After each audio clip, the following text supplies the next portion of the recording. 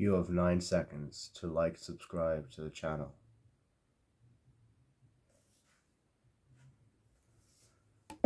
One eternity later.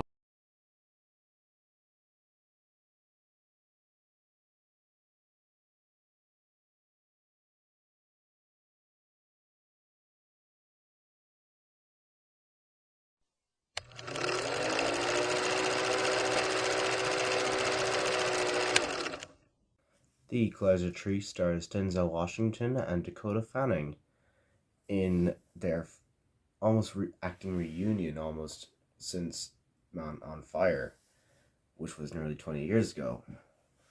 So the Equalizer tree picks up after a mission in Sicily involving Denzel Washington's character Robert McCall, who's just finishing up some business in off the coast of Sicily, and he ends up in a scenario where he ends up getting a bit of damage to him and he needs to recover. He's told to take a break, and he grows attached to the locals in Sicily, and then he quickly learns about this gang that's terrorizing them and holding Sicily hostage. And we can pretty much all guess where this is going. So the Equalizer films have always kind of been like the bridge between like action cinema like Mission Impossible and John Wick and just downright thrillers. They've always kind of been that bridge. They're not like straightforward action movies, but they're not like straightforward thriller movies either. They're kind of like a nice mix and match. There's like crime elements to them, and there's a lovely kind of gory, gory fight scenes that follow that you'd expect from an action movie. And if I was to say that this film gets gory, would be an understatement. This film gets really gory and really fast, and they're just opening enough is to send a few people into a downward spiral of how this film is as gory as it is. Um, but yeah, that's what we're paying Denzel Washington in this movie to see. But there's also a decent story here. So Denzel's character, Robert McCall, we're quite all familiar with him. By this point, he's a former CIA member who's now living a retired life, but always gets seemed to be pulled into these action scenarios where he's defending the people. And by the end of the movie, he becomes some sort of like defender for the town of Sicily. Uh, is that a spoiler? I don't really know.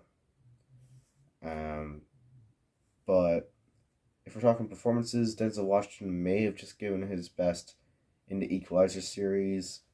He steals every scene. He swaps from uh, assertive to um, oh, to confirmed action quite a way, and charismatic. He swaps that line very easily, and that line is quite a hard one to toe. And Dakota Fanning is here as a CIA agent who's trying to get some leads on the gang that Robert McCall just so happens to be taking care of business with.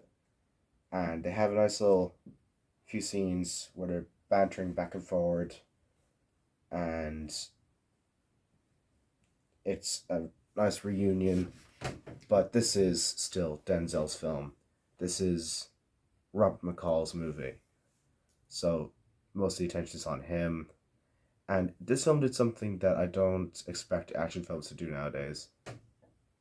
They actually let the main character take time to heal. Usually in action movies we just see like a guy get beaten and then he gets right back up again. But in this film we actually see him take a beating and he needs to be stayed put down there. And this is both something kind of unique, but also it kind of goes both ways because it slows the pacing down a bit. We learn so much about the gang and we learn so much about Denzel's character and the CIA's operations, yet the film is only around 15 minutes of action, and it only kind of feels like we're starting to activate the mission maybe once we've hit the 40-minute mark, which by filmmaking standards, you could have trimmed a bit of it down, but the thing is, I don't know what you could have trimmed out. In fact, maybe the film could have been originally longer and it would have been too long for a theatrical release. Both are understandable, but the pacing slows down in a few moments, and the ending kind of halts everything for a more kind of cop out to Robert McCall's story. But like the gory action and Denzel Washington and Dakota Fanning and the actors are what save the film from ever being boring. The film always feels like a resolution of Robert McCall's character while leaving some area out for other characters to fill in the future. It's a highly recommended film. Just stick with it though. If you feel like it's going nowhere, it'll be going somewhere by the end of it. And I give this like an 8 out of 10. Be generous to him. It just has that pacing issue, and it has that issue of like we're not getting enough of Denzel. Not enough of Denzel, but like it's slowing down too much almost. But what can you do? So see you in the next video, and over and out.